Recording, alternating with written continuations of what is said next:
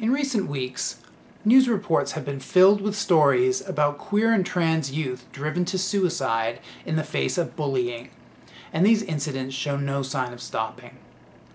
In response, advice columnist Dan Savage recently started a campaign called It Gets Better, encouraging queers of all stripes to contribute YouTube videos about how their lives improved after high school, encouraging young people to tough it out. Savage's own video featured his husband. They talked about their life with their son and a shared trip to Paris as evidence of happiness as adults they had never anticipated when growing up among anti-gay peers. Anything that might stem the tragic tide of loss is helpful, but not every response was positive. One YouTube video put it bluntly, "Dear Dan Savage, you are a rich white man, of course it got better," suggesting the couple's privileged and seemingly heteronormative existence set expectations for disenfranchised youth that many may never realistically attain. Why try and tell all queer kids it gets better when that's not always true? Asked a widely circulated blog post.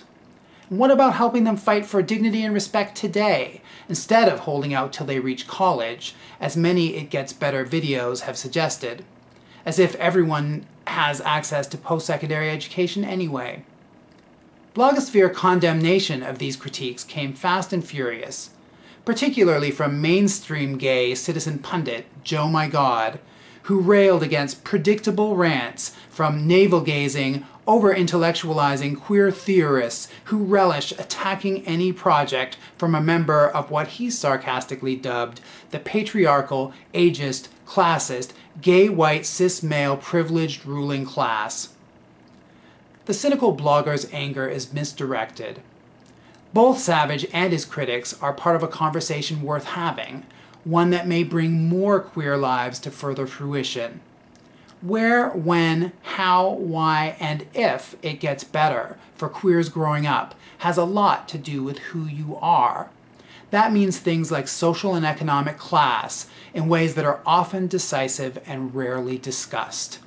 It can involve all the factors Joe My God derisively mentioned, too. We're not talking about a bunch of isms, we're talking about real people. Richer, poorer, in sickness and in health, all of us. Queer youth span that spectrum too, and it doesn't hurt to talk about that, it helps. It's true Savage's personal story, and some others that have followed it, might hold more potency for some youth than others.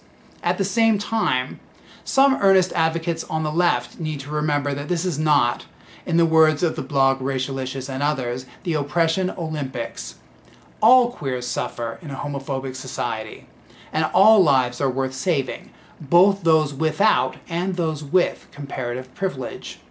For many people, across divides of race, class, gender, and ability, the message that it gets better, or at least that it can get better, has resonated with their own experience.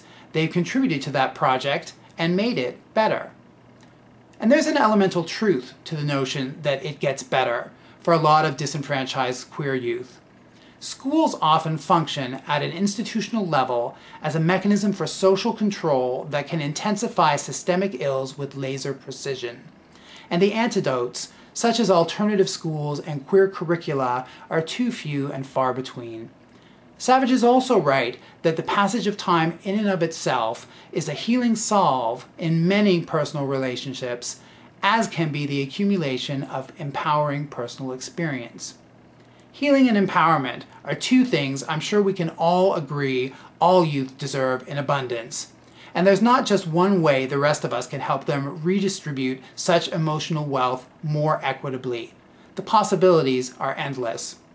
For Rabble TV, I'm Shawn Syms, and not Rex Murphy.